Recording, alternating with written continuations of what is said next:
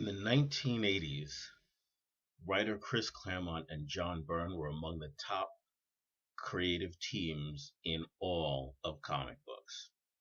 And they worked on a legendary run of the Uncanny X-Men. Virtually every storyline they did is considered an iconic storyline that is often referenced in the modern films and still in the modern comic books, from the Dark Phoenix saga all the way through and including a 1981 storyline they did called Days of Future Past.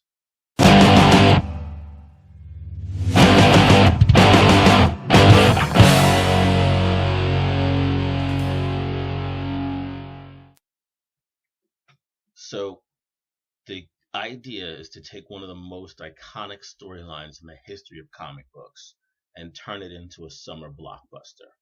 And that becomes X-Men Days of Future Past.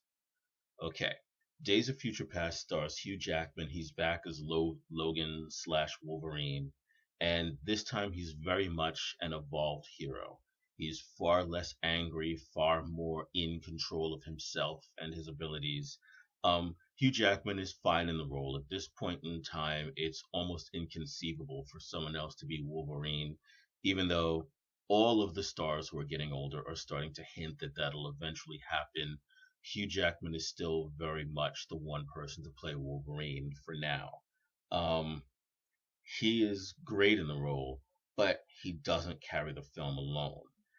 The other primary star of the film is James McAvoy returning as the younger version of Charles Xavier. He's just as good as he was in X-Men First Class. Um, Much of the hero's journey in this film is actually his journey, with Wolverine acting as a bit of his mentor, even as older Charles Xavier is the mentor of Wolverine in the future part of the future past thingy. Um, for villains, primarily you have Peter Dinklage as Trask. I don't really remember Trask's first name, but he's the guy that designed the Sentinels, one of the most iconic villains that the X-Men ever faced, the giant mutant hunting robots. And this Trask is nasty. He is a nasty, sick individual. Um, but he isn't quite used to the full effect that he could be. We'll get to that in a minute. For allies, most of the X-Men from previous films, both the original trilogy and your Days of Future Past film, most of them return in some form or another. A lot of them you see the younger versions and the older versions, not all of them. And most of them return as allies. Some are allies in the future, some are allies in the past. And many new X-Men show up for the first time. Characters that have been in the comics for years, but we've never seen them on screen before. Uh, they're back, they're here, and there's a lot of fun.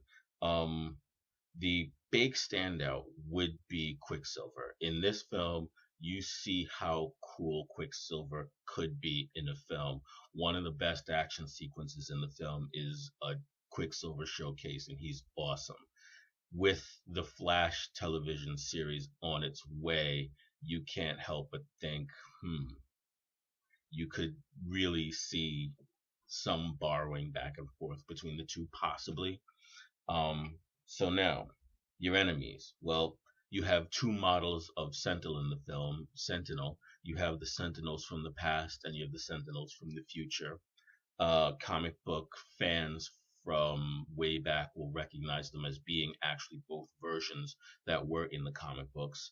Um, and also, not all of the characters, old and new, are on the same side. Some of the characters are not with the program of, peace towards all people, mutant and normal human alike. Some people aren't just with the program, and that there's where some of your enemies come from.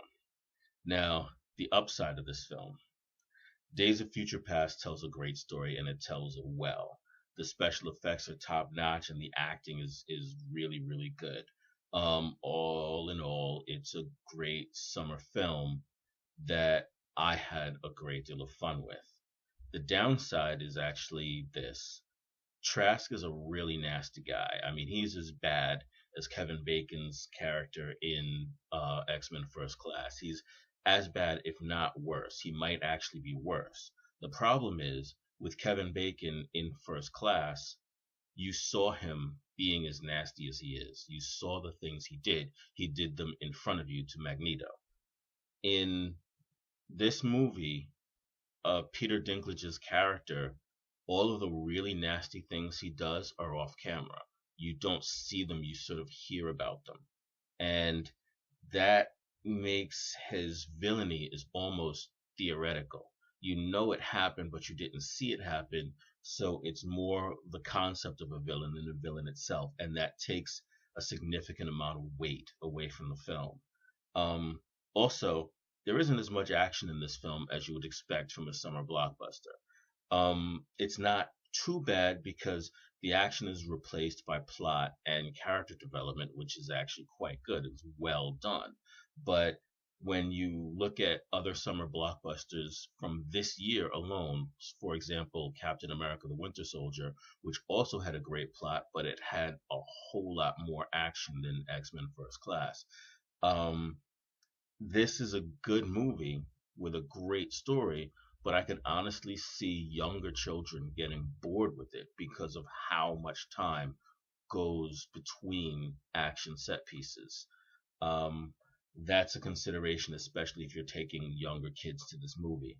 I'm gonna go with 4 stars for this movie because it's got great action, but the action is infrequent, and it's got a villain that I hear is pretty vicious, but I've seen the movie and I can't tell you firsthand that he's that vicious. I only know what I've heard, not what I've seen. So 4 stars for X Men Days of Future Past.